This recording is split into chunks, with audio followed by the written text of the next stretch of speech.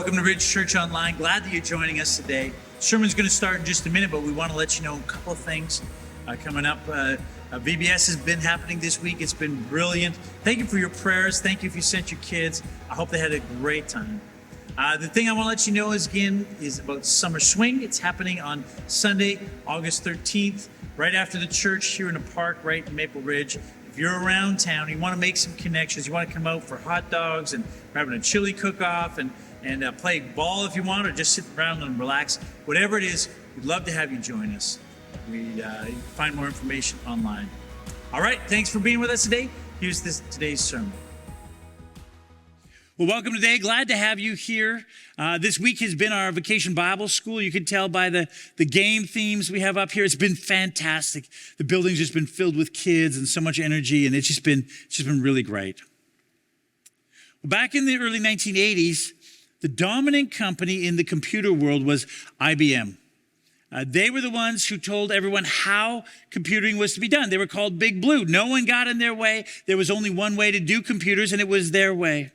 And in the early 1980s, they had an advertising campaign that had a one-word tagline. And that one word, which we've all forgotten by now, was simply this: think. Think. But in 1984, another computer company unveiled what is probably now recognized as one of the most famous, most successful advertising campaigns in human history. It's at that time, a little computer company called Apple. And their advertising campaign had not one word, but two words. And probably most of you 40 years later still know what that tagline is. If IBM's tagline was think, Apple's tagline was think different. And what Apple was doing with that advertising campaign was taking a direct run at IBM. They're saying, IBM tells you that their way is the only way to do computing, but we want you to think different. We want you to know that there's another way to do it. In fact, in an interview that Steve Jobs gave to the Santa Clara Valley Historical Association a decade later, he said this: when you grow up, you tend to get told that the world is the way it is, and your job is just to live your life inside the world. Try not to bash into the walls too much. Try to have a nice family life. Have fun. Save a little money. It's a very limited life. It's fascinating. It is a very limited life. And yet there's this temptation there, isn't there? There's this temptation to say, well, IBM is Big Blue. They know how computing is done. So it might not be great, but I guess we'll just keep buying IBMs. There's a temptation in our world to say, well, this is what our culture says our life should be like. This is what we should pursue. This is how we should think. So I guess we should just think this way and do this thing. And it isn't bad. It just isn't great. It's just mediocre, like the IBM computers were back in the day. You know, the passage that we're going to look at today in John chapter 7, Jesus is going to challenge us to think different. Because when you think different, it causes you to live differently and to see the world in a different light. Now, to think different is not easy. It takes a lot of work, but neither is it mediocre. When you learn to think different about life, when you learn to think the way Jesus calls you to, then it becomes rich and meaningful and deeply, deeply satisfying. But that kind of a life, that requires a certain amount of intentionality. So let's look at what Jesus teaches us about how to think differently in the world around us. It begins with Jesus' brothers telling him that there's this big festival going on in Jerusalem. Jesus and his brothers are in Galilee. And they say to Jesus, hey, Jesus, you want to be important? You want to gain followers? You want to have influence? You can't hang out here in the back country of Galilee. You got to go to the big city in the middle of the party, and you got to do something big. I mean, you got to charm people. You got to do something so that you become relevant to them. And Jesus says, no, I'm not going to do it. And here's why. Here's what he says. In verse 6, he says, my time is not yet here. For you, any time will do. The world cannot hate you, but it hates me because I testify that its works are evil. Jesus says to his brothers, look, I can't just go and be relevant the way everyone else is. Because when I show up, because of who I am, I cause tension in people's lives. You see, Jesus doesn't come, he doesn't hate people, he doesn't judge people, he doesn't look down on people, but simply because of who he is. Simply because of the righteousness in his life, when he shows up, he causes people to begin to recognize the sinfulness in their life, to recognize and see the evil in the world around them. And because they don't like that, instead of hating that within themselves, they turn that against Jesus. And they think, you're causing this feeling. And so we put their hate on him. So Jesus says, I can't simply do it the same way the world was. It won't work. And it's fascinating to think because often or sometimes we experience the same thing. Look, we hang out with people if we're following Jesus and we're not judging them. And we're not looking down on them. And we're not thinking that we're somehow better than them. And yet somehow when we come into their world, there causes, and they know we're a Christian, it causes some tension, doesn't it? Because somehow it becomes a bit of a mirror in their life. They realize that they live differently or that we live differently. And sometimes they don't like that. And sometimes they put that dislike back upon us. We shouldn't be surprised when that happens. But you know, when it does happen, when people don't like us or dislike us and what we believe, because we don't like that, we look for some sort of way to ease that tension. And we want to become a little bit more relevant. I mean, this is one of the temptations of the church in North America over the past 30 or 40 years, is wrestled with a great deal. We want so much to reach the people in our communities. We want people to like us. We want people to come and follow Jesus together. And so we have been tempted as churches to try to be so very relevant to the world around us. Now, of course, it's not necessarily wrong to be relevant. I mean, if relevant means we've tried to communicate clearly in a way that people understand, if it means, being wise about our appearance and how we present ourselves, taking care of our building and all of those types of things, I mean, there's nothing wrong with that kind of thing. But if by relevant we mean watering down the message of the gospel, if by relevant we mean ignoring the hard teachings of Jesus, if by relevant we mean failing to call people to take up their cross and follow Jesus, then in our very effort to become relevant, we simply become irrelevant. Because look, if we're no different in what we think, or if we're just so marginally different in what we think than the world around us, then why would anyone bother getting up on a Sunday morning to hang out here with us? Why would anyone bother doing any of the things we're doing? Because we're the same as them. Instead of focusing on being relevant, we as a church we need to become what historian Arnold Toynbee calls a creative minority. In other words, we need to begin by acknowledging that in this nation, and more in the United States, that we as Christians are a minority. We are not the majority in this country. But he says, but minorities can have a huge influence on their culture if they're creative about how they engage the world around them. And he says a creative minority is one where people hold firmly to their beliefs, but find creative ways to be engaged with the world around them, to love the world around them, to be connected to the world around them. A creative minority is one that relates well to others, but thinks and lives in a way that is different and refreshing and attractive to all kinds of people.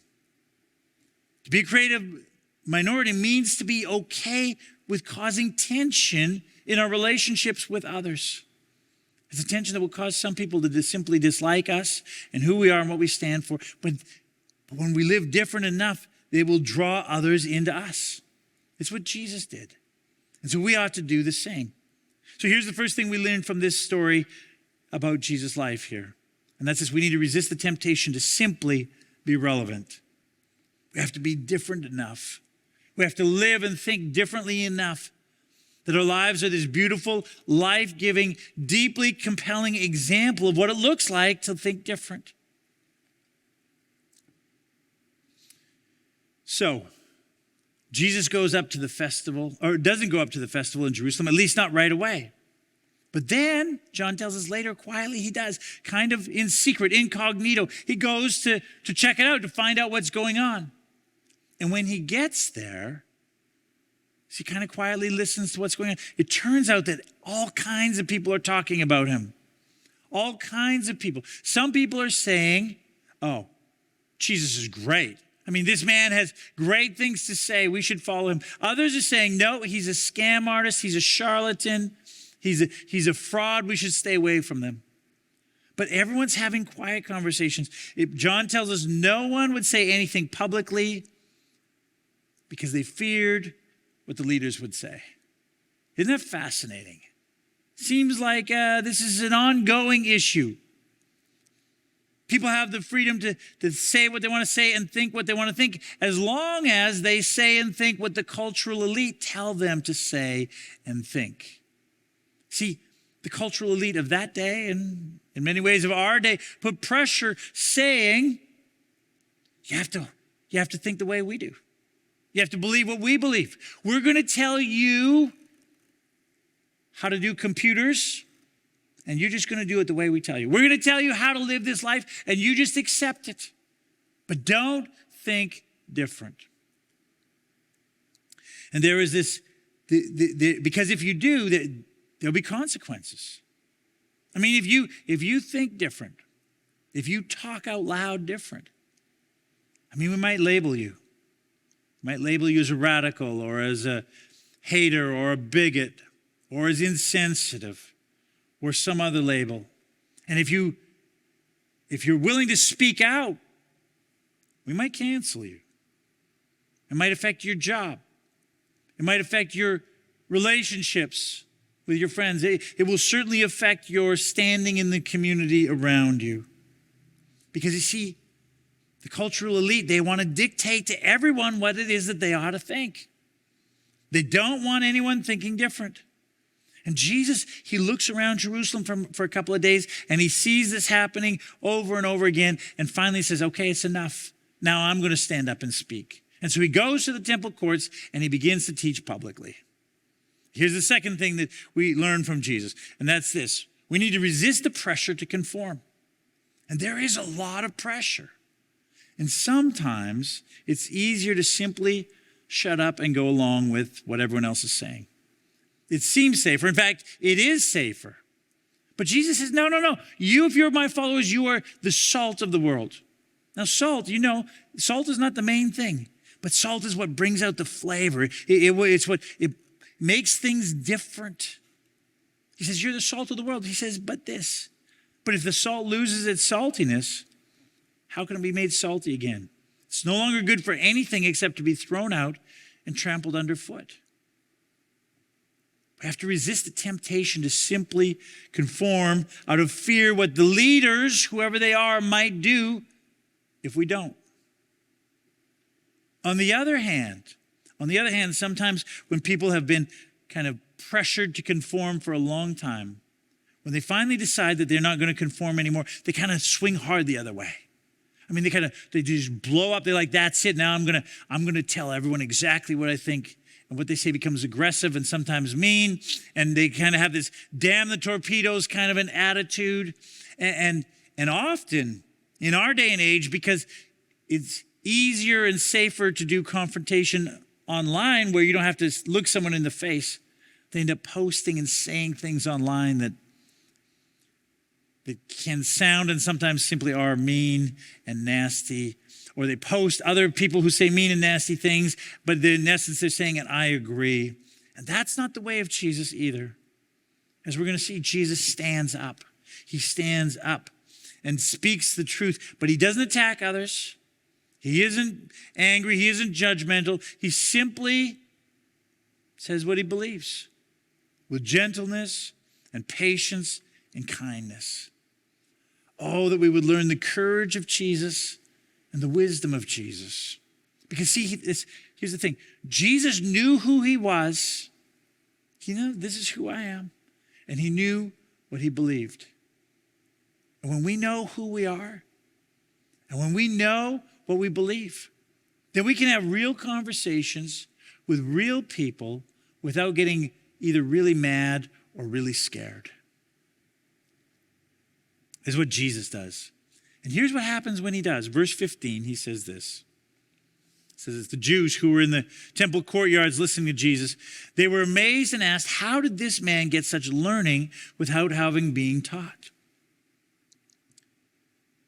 When Jesus talked, he had such incredible insight on the human psyche, such incredible understanding of human nature, such a breadth and depth of understanding of human relationships, such a grasp of the person of God and his work in the world. And they said, how does this man know this?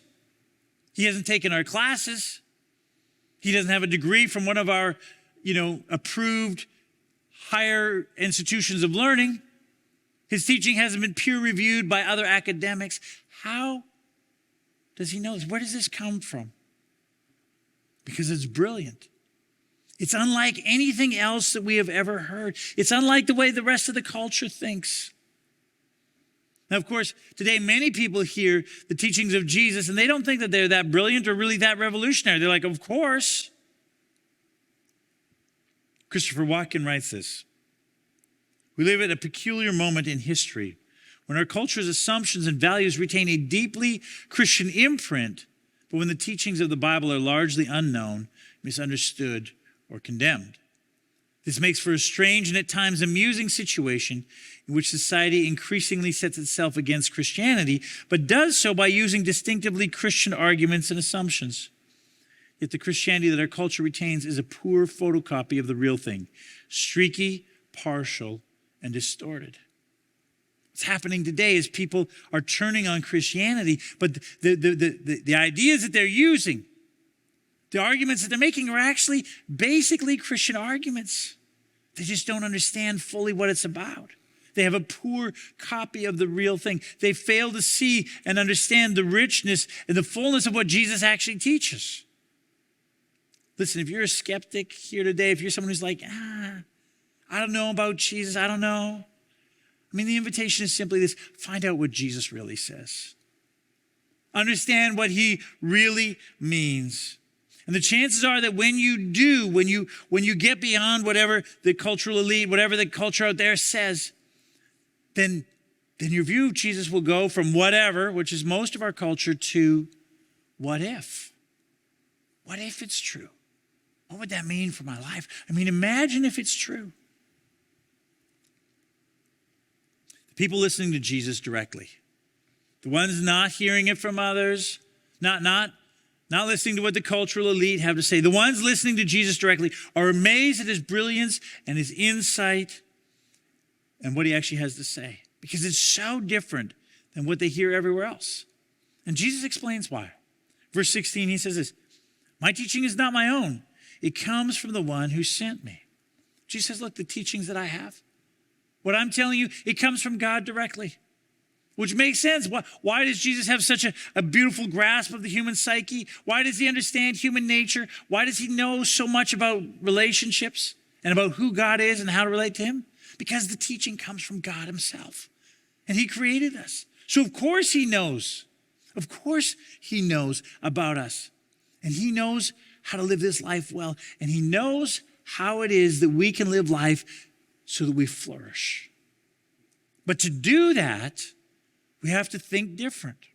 We have to develop a different way of seeing the world around us. And the way we do that is by listening to what Jesus teaches and then thinking very carefully about it and what it means. See, to develop a way of seeing the world, to think differently, that doesn't happen by accident. It doesn't just happen the moment that you say a prayer, suddenly you're like, oh, I see everything. I think always about everything differently. Just like when Steve Jobs decided to do computing differently, it wasn't like the next day they had, the iPhone in their hands. It took work. It was a process. You don't think differently by simply showing up here once every 3 or 4 weeks for an inspirational sermon so that you can go back to whatever else it is. You've got to be involved in a process of learning and understanding. It takes intentionality. Christopher Watkin, again, he studied many of the worldviews, many of the isms out there, Marxism, feminism, capitalism, socialism, all these different ideas. And he writes this: all of the isms had certain important traits in common.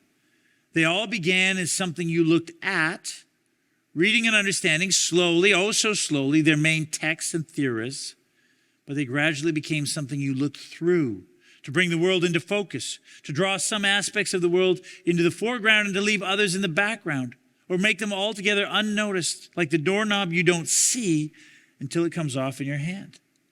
You see, that's how you develop a way of thinking. You take the text, the primary text, and you begin to read it, sometimes slowly, oh so slowly, and you begin to think about it, and you look at it. But when you begin to look at it, eventually you begin to look through it, to see the world in light of it.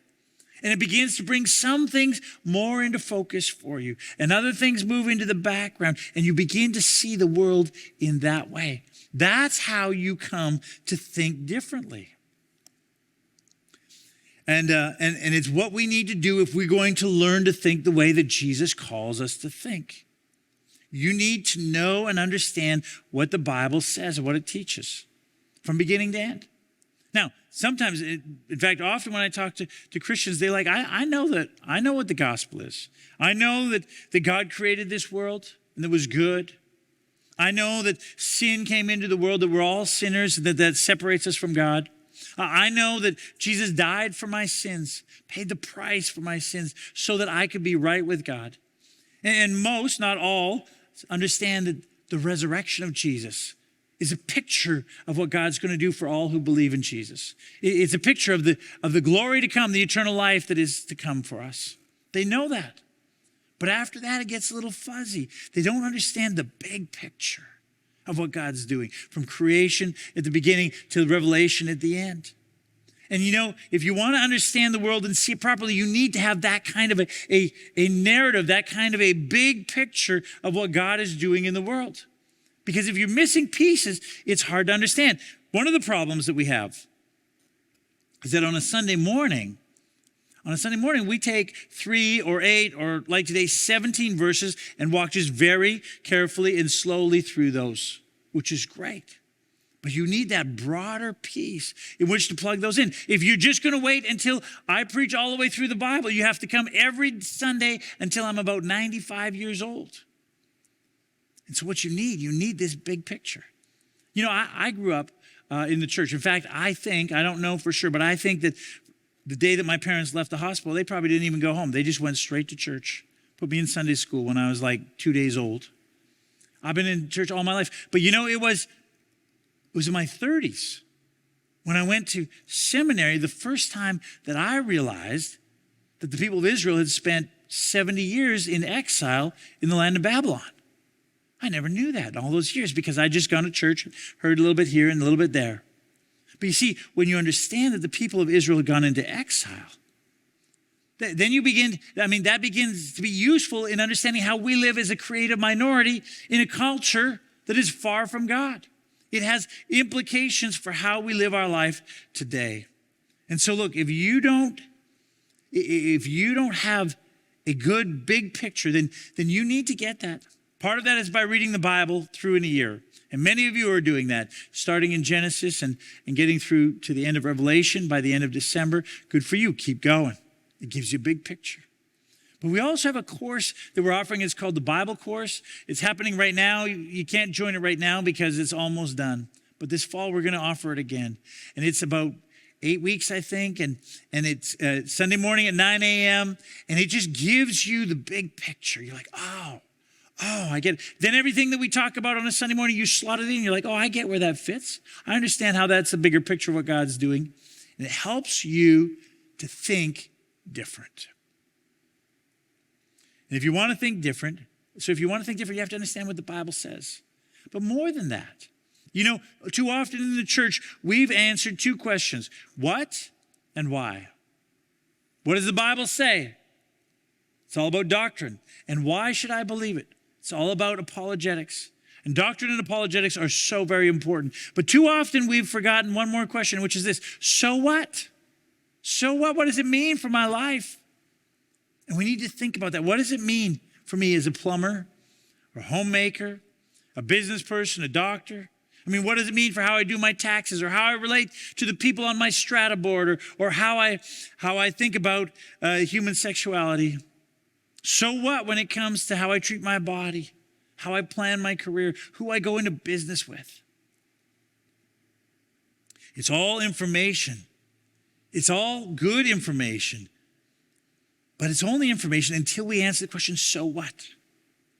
Then it becomes real and life-changing. And that's what Jesus says next. In verse 17, he says this: anyone who chooses to do the will of God will find out whether my teaching comes from God or whether I speak on my own. Jesus says, if you really want to know if this is true, you got to live it out. You got to try it. You know, the Wright brothers who invented the first flying machine, the first airplane, man, they did a lot of studying when they designed it. I mean, they studied aerodynamics and how the shape of wings and talked. They learned about propellers and how much power an engine has. And they learned so much. It was all just theory until they took it out to the field on the first day and started the propeller and took off. And their first flight, 12 seconds long, 180 feet, about from, the parking lot to the edge of the grass over there. That's it. 12 seconds, a couple of feet off the ground. 4 flights on that first day. The last flight, 59 seconds, 859 feet. Hardly a transatlantic flight. But they proved that the thing would fly. All they had to do after that was simply lean in, go further, hone it, develop it. And Jesus says this: if you want to think different, you have to act different. You have to put into practice what he says. You have to try it. And when you start out, you might get like a few feet off the ground for 12 seconds and come back down after 180 feet and say, well, that wasn't much. But then you try it again. And what you find out is it can be done. It is the way to go. And it's the future for where you're going. And then it's simply a matter of leaning in, of practicing it, of doing it more and more and more, living it out. It's a process. It's a lifelong process. But when you do it, if you're willing to think different and if you act different, man, it will change your life. Your life will go from mediocre, from IBM. Maybe IBM is good now, I don't know. But from 1980s IBM to Apple. It'll go to the kind of life that God has designed for us ultimately to live. The prophet Jeremiah, he writes this. This is what the Lord says: stand at the crossroads and look. Ask for the ancient paths. Ask where the good way is and walk in it, and you will find rest for your souls. The way to go is the way of Jesus. Would you bow your heads with me? Let me pray. Well, God, our Heavenly Father, we thank you for the privilege to live in this time, in this place, in this country. Father, the resources, the privileges, the opportunities that we have are so profound. Thank you for that. We bless you. We bless you for this country that we live in. We thank you for all the pleasures and the joys that we have and the rights that we have for living in this country. And yet, God, you know that this culture, just like the culture in Jesus' day and every other culture, pushes against the way that Jesus calls us to. Lord, it's so easy to just go with the flow. In fact, sometimes we don't even notice it. It's so prevalent in our lives. God, please help us to open our eyes. Help us to see the world the way you see it. God, help us to think different, to act different. God, so that our lives become this beautiful different that brings a joy and a satisfaction and a depth that is not only rich for our life, but that is attractive to those who are around us. God, we need your help. And so we look to you this day and we ask, would you do this in our life? We pray it in Jesus' name. Amen. Amen. Thank you for coming and joining us today. I hope you've been encouraged as we look again at the life of Jesus. This is who we follow. This is what we do. We see what Jesus does, and then we do the same. Let me send you out with these words. The Lord bless you and keep you. Lord, make his face to shine upon you and be gracious to you. The Lord lift up his countenance upon you and give you his precious peace. In the name of the Father, and the Son, and the Holy Spirit. Amen. Amen. God bless you. Have a great Sunday. See you next week.